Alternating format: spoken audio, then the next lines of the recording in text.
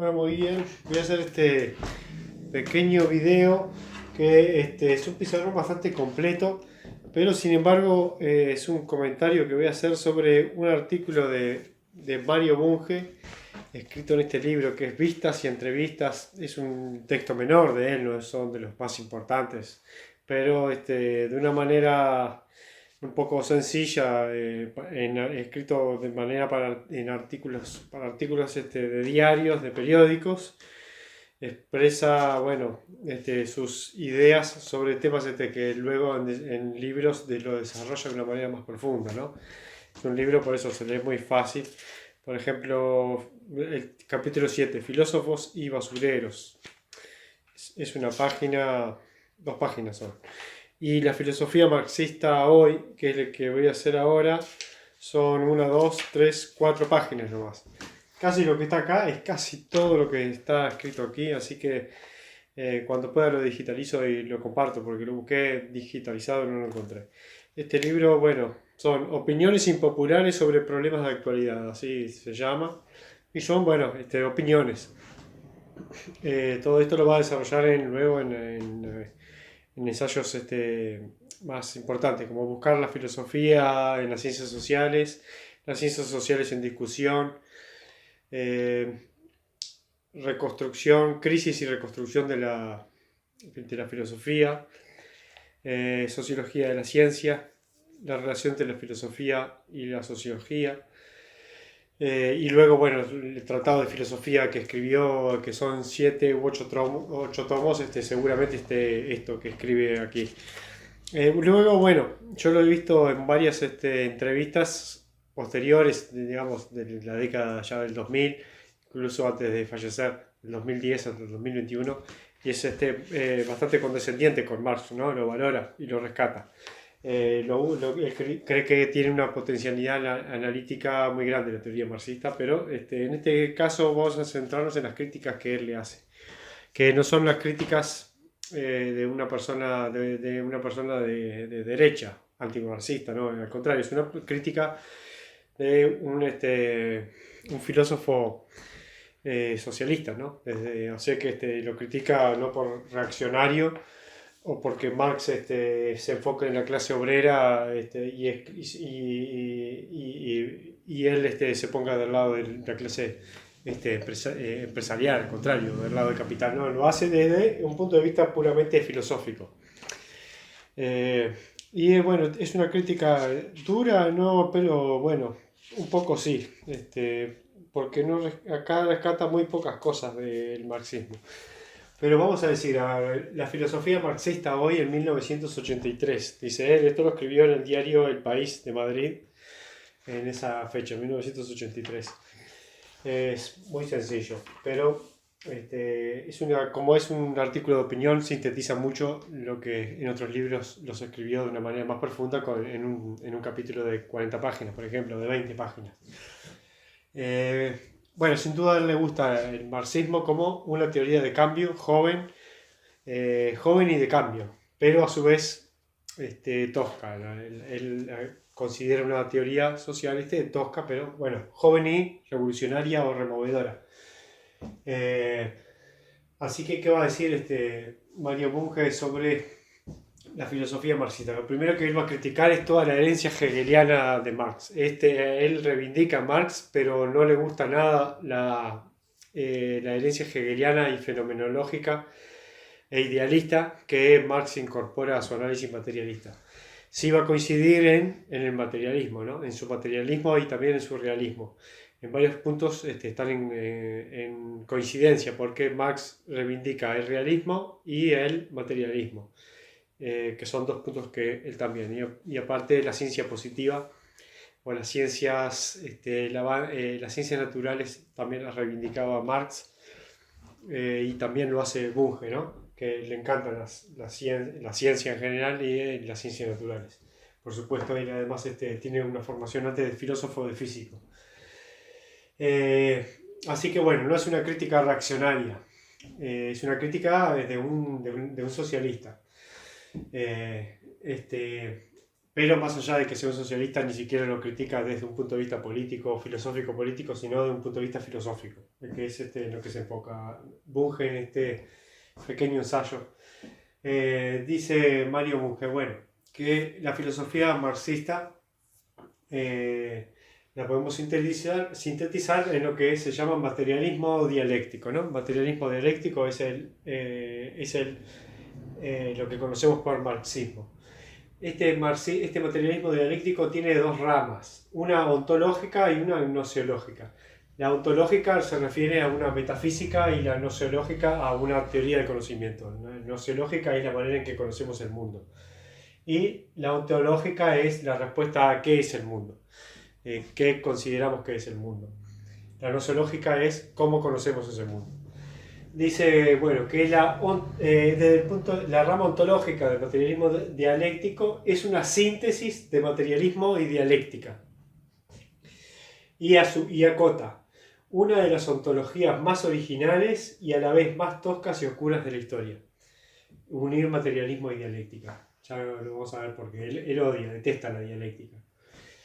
Luego, y todo lo que proviene de Hegel. Que también tiene un origen anterior también la dialéctica, pero bueno, Hegel la hizo famosa en la modernidad, en los tiempos modernos. Y desde el punto de vista nociológico, el materialismo dialéctico es una variante de realismo unida a tesis empiristas y pragmatistas. Entonces, bueno, con respecto a la ontología marxista, va a estar de acuerdo con el materialismo, y en la nociológica va a estar de acuerdo con el realismo, pero va a criticar las tesis empiristas y pragmatistas del materialismo dialéctico, y a su vez de su visión ontológica va a criticar la dialéctica. Después lo dice como para poner los planos, poner en un plano general de lo que se va a enfocar. Toda filosofía, que la filosofía marxista es una filosofía, toda filosofía trata del mundo, o sea, es una ontología del mundo y de la vida, y del modo de conocerlo, o sea, una gnoseología. Esas son las dos partes que tiene toda filosofía. El materialismo, dice Bunge, es la doctrina filosófica según la cual la realidad se compone de cosas concretas y materiales. Eso es el materialismo. No estamos formados por espíritus, ideas trascendentales, fantasmas, dioses, mundos que no sean compuestos por el mundo realmente que vemos y que podemos percibir por los sentidos. Eso es entonces el materialismo. La realidad se compone de cosas concretas y materiales. No hay fantasmas, no existe explicaciones sobrenaturales o idealistas del mundo. Luego en el realismo supone que el ser humano puede conocer las cosas, aunque sea parcialmente y gradualmente, incluso hasta equivocarse. Puede conocer las cosas y equivocarse, y puede incluso corregirse sobre lo que conoce, ¿no? Pero aún así el ser humano puede conocer las cosas, eso es el realismo. Después acota. Yo en un momento consideré que el materialismo y el realismo siempre deberían ir unidos, pero él sostiene que no. Me lo hizo ver que no. Dice, se puede ser realista sin ser materialista y viceversa. O sea, conocer que el ser humano puede conocer las cosas, pero no adoptar una filosofía materialista, sino idealista. Y también se puede ser un idealista, pero creer que mediante la mente, mediante las ideas, podemos conocer el mundo. Entonces, bueno, una cosa no implica la otra, pero sin embargo dice que los científicos y los técnicos, ellos sí, tienen una filosofía a la vez materialista y realista, los científicos y los técnicos. Luego va a hablarnos ahora un poco de la dialéctica, que es lo que va a criticar. Y ahí cita Lenin. La dialéctica, bueno, es la doctrina según la cual las cosas son unidades de opuestos. doctrina de la unidad de los opuestos. Esa es la dialéctica. Él la va a calificar, la va a adjetivar de tesis oscura. Yo en verde acá puse lo que son las adjetivaciones y críticas que él hace a lo que ve. Acá lo podría haber puesto en verde. O sea, lo considera una tesis oscura, la doctrina de la unidad de los opuestos. ¿Por qué? Porque dice Bunge, si toda cosa concreta se compone de partes opuestas, es fácilmente encontrar contraejemplos. Como por ejemplo el neutrón, el protón y el neutrino, que son tres elementos, no son dos, y esos tres elementos no están no son opuestos, no están en conflicto, sino que forman una unidad que es el átomo, y no hay una contradicción ni una unión de opuestos entre estos. Entonces es un contraejemplo. Luego dice que si la dialéctica se afirma en términos de propiedades, la tesis es falsa, ya que no es cierto que toda cosa es pequeña y grande a la vez y valiosa y disvaliosa a la vez. Entonces es la crítica que le hace. Luego la tesis oscura es justamente lo que genera después todo lo más incomprensible, según Bunge, del marxismo, lo que es más esotérico, y que juega un poco con con la comprensión de las cosas, haciéndolas un poco opacas y divagantes, y que además van a llevar después a algunas visiones idealistas. Así que bueno, en principio eso es una tesis oscura, y además eso, que no todas las cosas están formadas por partes opuestas, y que decir que en términos de propiedades tampoco, no puede haber nada que sea grande y pequeño a la vez, explotador y explotado a la vez, valioso y disvalioso a la vez, bueno y malo a la vez. Entonces, bueno, dice que, sin embargo, rescata que hay sí una ley de la dialéctica de validez universal, que es la ley de la transformación de la cantidad en cualidad y viceversa. Esto es, se refiere a cuando hay un aumento de cantidad en determinados elementos, hay cambios de cualidad. Y a su vez esos cambios de cualidad generan a su vez cambios en las cantidades. Eso es un caso, el caso que Bunge da, si tengo el libro acá, es el de las familias. Si una familia pierde a uno de sus integrantes, uno de los hermanos, por ejemplo, es un cambio cuantitativo que genera después situaciones cuantitativas.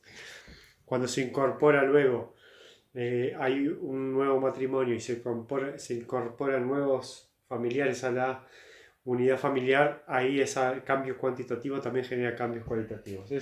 Dice Bunge que es la única ley en la que esto de la dialéctica se da. Después dice, como crítica también, dice Bunge, los marxistas formulan las leyes de la dialéctica en el lenguaje esotérico de Hegel, que es el lenguaje de la fenomenología. Incomprensible, oscuro, difícil de leer, cada vez cada vez que yo intento leer Hegel lo abandono, cansa bastante saber qué es lo que está diciendo. También Schopenhauer se reía en eso estoy con Schopenhauer. Schopenhauer es un filósofo claro, entre ella y Juntiva siempre me gustó más Schopenhauer. Y Schopenhauer llegó a estar en alguna de las clases de Hegel y llegó a escribir, se empezó a burlar de la manera de hablar de Hegel, y escribió en una nota como una burla: las cosas son la sustancia, sí, la sustancia es temporalmente sustraíble de las cuestiones duraderas y de las cosas, y de los entes que lo tratan de romper en partes, etcétera, una cosa así, ¿no? Escribió una burla, Schopenhauer, a esa filosofía nueva que él veía que era la de Hegel, que luego se popularizó también en el siglo XX, la siguió Heidegger, por ejemplo. Luego dice, esto igual no quita que no hay que leer Hegel ni nada, esto es solamente un panorama que Bunge plantea, y bueno, luego hay que profundizar en los autores por ejemplo, para decir que está equivocado, digamos, ¿no? Y que Hegel, en cambio, por ejemplo, Antonio Escotado decía que al revés, decía que Hegel, la manera de escribir de Hegel era justamente confusa porque describía los procesos y los movimientos, ¿no? Algo que, claro, que para Bunge siempre son expresiones confusas, opacas, da lugar a las interpretaciones de todo tipo. Pero bueno, eso decía Escotado, que Hegel describía los movimientos, por eso era tan complejo. En cambio, claro, y después dirá, Bunge describe cosas estáticas y simples, y Hegel las cosas complejas y de movimiento. Bueno, sí que no está cerrado el debate, pero así lo propone Bunge. Dice además Mario Bunge que los marxistas no han sistematizado una teoría coherente y conforme con las ciencias de la naturaleza, las ciencias naturales y las sociales. O sea que la teoría que tienen no es una teoría todavía coherente y conforme con las ciencias naturales y sociales, entonces bueno, la devalúa la teoría a que puede ser haya terminado siendo una simple especulación. Recordemos que Bunge, bueno, es un cientificista, ¿no? Entonces su enfoque de la ciencia es el rigor lógico en la manera de presentación, una teoría que debe describir una realidad. Bueno, todo eso para Bunge no lo hace el materialismo dialéctico de Marx. Luego, otra crítica importante es que dice Bunge que la dialéctica ha infectado al materialismo de Marx, tornándolo inteligible y llenándolo de tesis no materialistas. Y esto es lo más importante, que esto es cierto. Luego el marxismo, mediante esta incrustación de la dialéctica en su sistema filosófico, terminó creando tesis idealistas, sin que sea su deseo. Entonces dejó de ser un materialismo para sostener luego ideas idealistas. ¿Cuáles son? Esto está flechado hacia acá arriba, y acá vamos a mencionar las tesis no materialistas del materialismo filosófico, 1 y 2.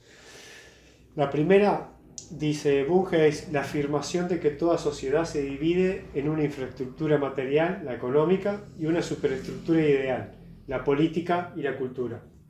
Acá entonces lo que termina creando el materialismo dialéctico es que las relaciones políticas o los sistemas políticos y los sistemas de la cultura no se pueden explicar materialmente, no tienen un origen material, ya son entes ideales producidos anteriormente por una infraestructura material. Entonces cada vez que queremos explicar por qué un artista hace determinadas obras, tenemos que remitirnos a que todo eso remite a la infraestructura material, pero no la explicamos por sí misma, ¿no? No explicamos la cultura y el origen de la cultura por los propios métodos materialistas, por respuestas materialistas a por qué la cultura es como es, cómo se ha desarrollado por cómo se ha desarrollado. Entonces, bueno, ahí hace una idealización entonces de la política y la cultura. Luego dice en el punto 2, que sostiene el marxismo. Yo esta idea no sabía que el marxismo sostenía esto, pero lo habrá leído en alguna parte de algunos escritos de Engels o de Marx, pero dicen ellos que el cerebro es la base material de la mente, pero esta es inmaterial y se opone a aquel, al modo en que el idealismo se opone al materialismo. O sea que el cerebro produce la mente, y esa mente entonces se vuelve inmaterial y además se opone a aquel, que no es una explicación materialista también, es una explicación idealista. ¿Por qué dice Bunge? Porque, bueno, un materialista consecuente diría, tanto la cultura como la política son subsistemas materiales de la sociedad. Entonces se pueden explicar de una manera materialista, sin recurrir a un elemento original que sea la infraestructura. Ellos mismos se pueden interpretar como y explicar de manera materialista. Y además, dice Bunge, la mente es un conjunto de funciones cerebrales, y eso también es una explicación materialista de la mente. ¿Qué es la mente? Un conjunto de funciones cerebrales, y ahí sigue siendo una explicación materialista de la mente, no como lo hizo, como lo propuso Marx y Engels, no sé dónde está esa cita, pero bueno, que sostenían que la mente era inmaterial. Lo produce, tiene una base material, pero luego eso es ideal. Entonces, bueno, son que terminan cayendo en un idealismo, dice él. Luego vamos a la gnoseología marxista. Esto sería en el campo de la ontología. En la gnoseología marxista la calificamos entonces de realista. ¿Qué quiere decir el realismo? Bueno, el ser humano puede conocer las cosas. Lo que agrega luego es que no se ha desarrollado como teoría también. Ha dejado caber muchos huecos para que otros autores la completen o la contradigan, en fin. ¿Cuál es esa gnoseología marxista? Él decía que era una variante del realismo unida a tesis empiristas y pragmatistas. Ahora la vamos a ver. Estas son la contaminación de 3 tesis. Dice que esta gnoseología marxista realista está contaminada por 3 tesis. Una es la tesis empirista de que el concepto se origina en la experiencia. Todas nuestras ideas se originan de nuestra vida material, ¿no? Eso es lo que dice la religión. Las creencias religiosas se originan en nuestra vida material. Nuestras creencias, valoraciones sobre el arte se originan en nuestra base material. Contraejemplos, conceptos abstractos de la matemática que no tienen este correlato en la experiencia. Por eso Bunge no es un empirista, como lo era Comte y como son los positivistas. Él no es un empirista. Bueno, la matemática no tiene un correlato en la realidad, y ahí vemos no sé, los logaritmos, las raíces cuadradas, los cálculos algebraicos, luego las leyes de la lógica, la tautología, todo eso tampoco tiene un correlato en la realidad, es puramente ideal. Entonces hay conceptos que son ideales y que no tienen una verificación empírica. Luego, de hecho, la matemática se verifica por las propias reglas de la matemática, sigue estando en un lugar ideal de reglas, de sistemas de reglas que unas se contradicen con otras sin tocar nunca la realidad. Luego, el criterio de verdad es la praxis concreta, sostiene otra de las contaminaciones que tuvo la gnoseología marxista realista. El criterio de verdad es la praxis concreta. O sea, con la praxis concreta, ese es el criterio de verdad. Si en la praxis nuestra teoría funciona, esto prueba que nuestra teoría es verdadera, en la praxis concreta. Bueno, contraejemplos pone Bunge. El éxito de la ingeniería egipcia no convalida la tosca física egipcia. O sea, la teoría egipcia era tosca, era por supuesto anterior a Newton, a Engels, a Einstein, a la física del siglo XX, y es una tosca física egipcia. Él la conoce más porque él es físico, ¿no? Habrá leído la teoría egipcia de la física y es tosca. Sin embargo, eso no les impidió hacer pirámides de gran envergadura, con mucha inteligencia. O sea, fueron ingenieros inteligentes, pero esa práctica que les permitió hacer pirámides no convalida las teorías con las que se manejaron, ¿no? Y acá va un poco a la crítica de que las teorías sí trabajan juntos con la práctica. O sea, solamente la práctica no puede convalidar una teoría, porque la teoría nos hace a su vez interpretar la práctica. Sin teoría no podemos interpretar el mundo, va a creer Bunge. Va a ser, claro, un anti-empirista, ¿no? No va a ser un empirista. Pero a su vez esto es el pragmatismo, lo que no es directamente el empirismo, sino el pragmatismo. Luego hay la tercera tesis, que es una contaminación al realismo, es la tesis sociologista.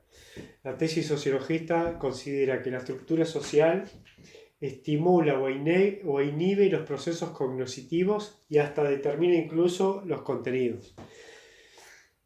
O sea que hay un determinismo de la infraestructura, un determinismo de la estructura social, que determina la manera en que conocemos el mundo e incluso los contenidos. En este caso, Bunge, todo lo que está planteando aquí y toda su sociología está determinado por su estructura social, que podría ser la estructura social de que vive en Canadá.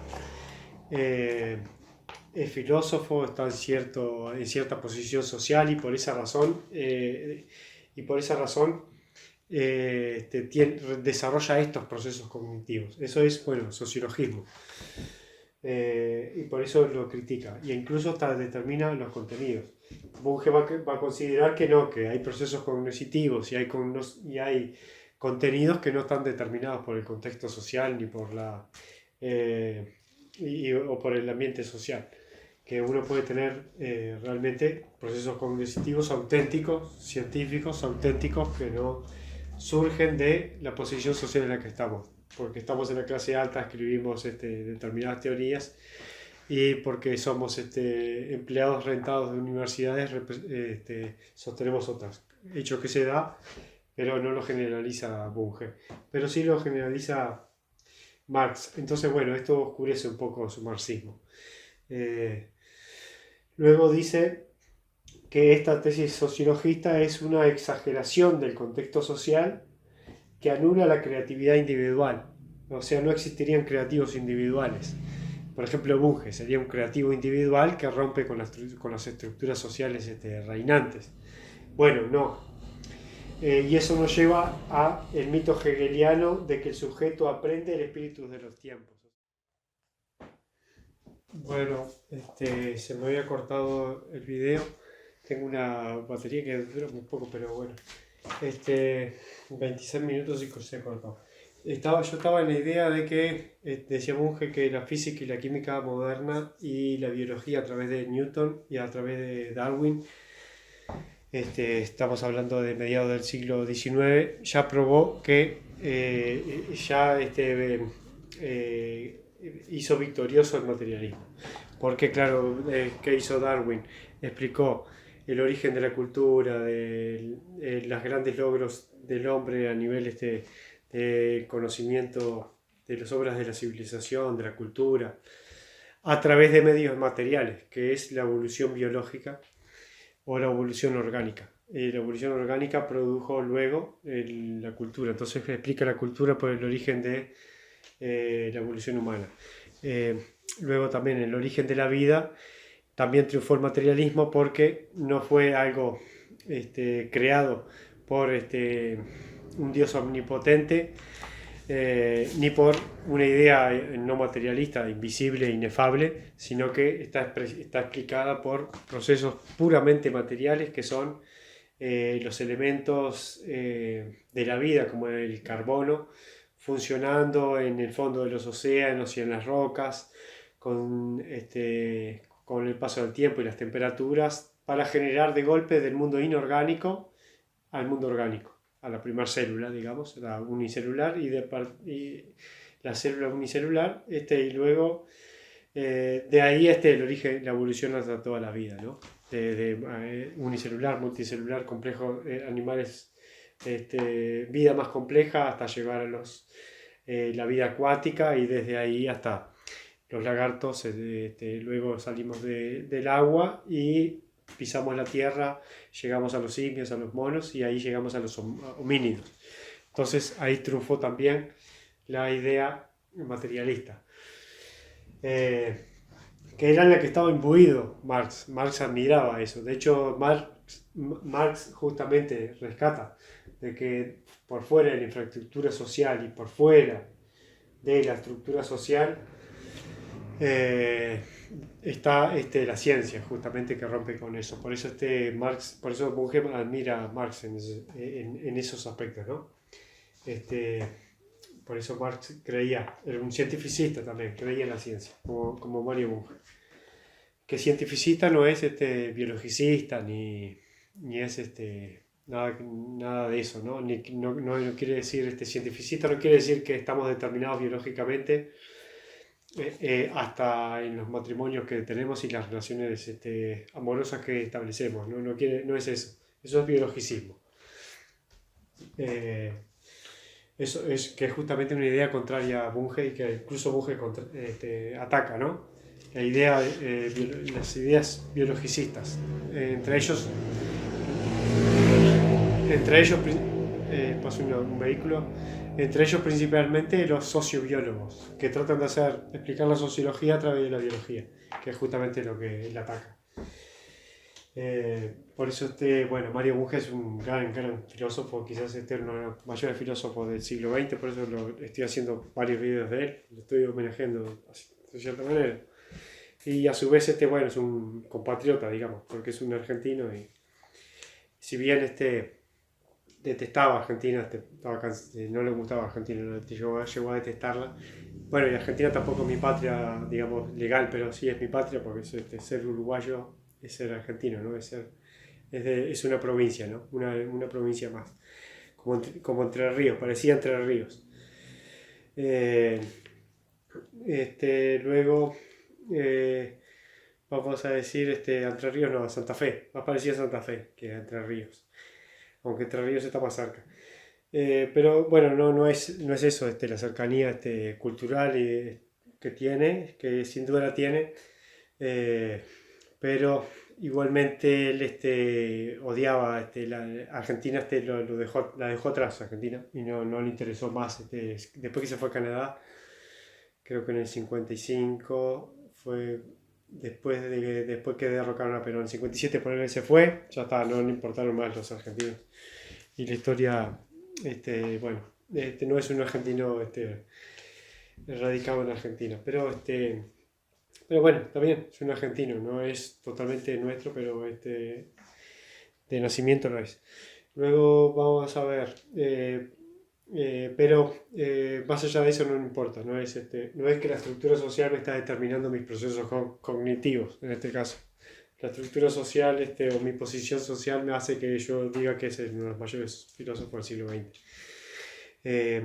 Eso lo digo más allá de toda posición social. Podría ser lo que sí me facilitó decir esto es que, claro, que escribí en español, sin duda.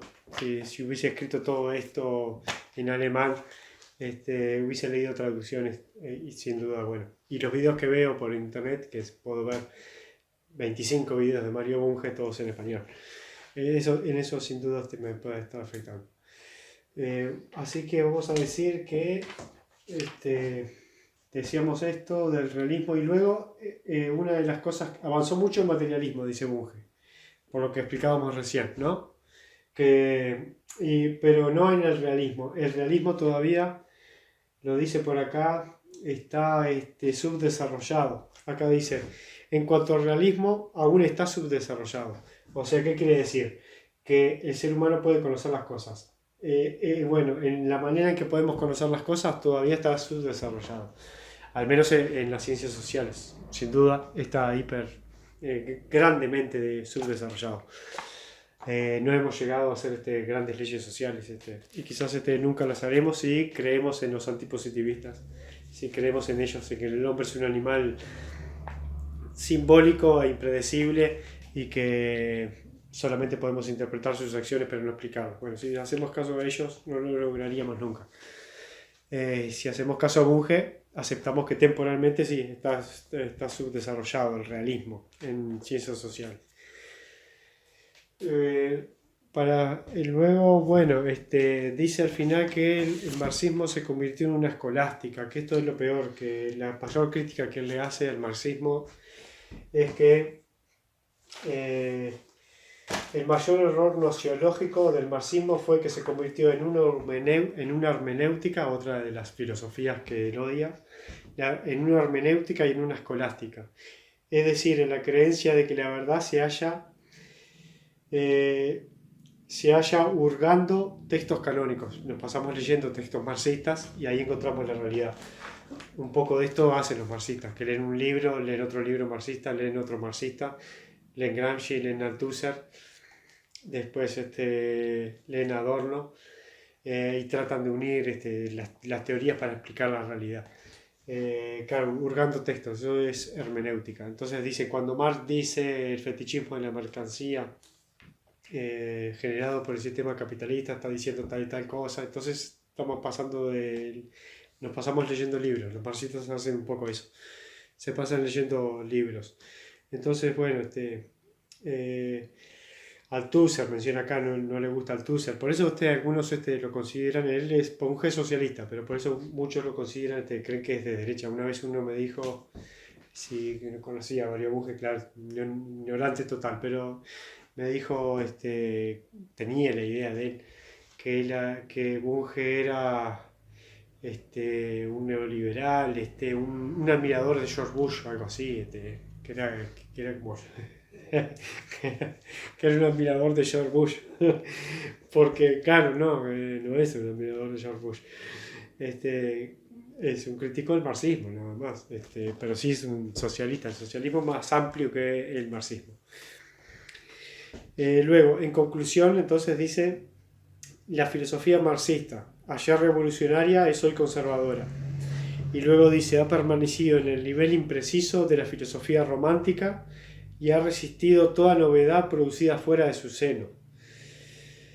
De este modo ha dejado de ser filosofía propiamente dicha para convertirse en una sirvienta de la ideología. Y bueno, es un poco lo que han hecho muchos que han tomado el marxismo como ideología. Entonces, bueno, toda su filosofía tratan de reducirla a explicar esa ideología y fundamentarla. Algo que, bueno, sí ha sucedido. Bueno, luego agregar algunas cosas más y nada más. Creo que la verdad que es un video demasiado largo por cuatro páginas, ¿no? Pero bueno, el video de Mannheim, que fueron 200 páginas que leí de una obra entera, me llevó al mismo tiempo que comentar estas 4 páginas de Mario Bunge. Pero bien, lo dejo entonces por acá. Esto no es para dejar de ser marxista ni nada, ni es una crítica, por eso lo repito, una crítica reaccionaria al marxismo como puede ser Friedrich von Hayek o Ludwig von Mises, que también es teórica, según ellos, pero a su vez también es proveniente del lado contrario, ¿no? Esta no, es una crítica incluso hecha desde la izquierda. Así que bueno, esas son las ideas de Mario Bunge.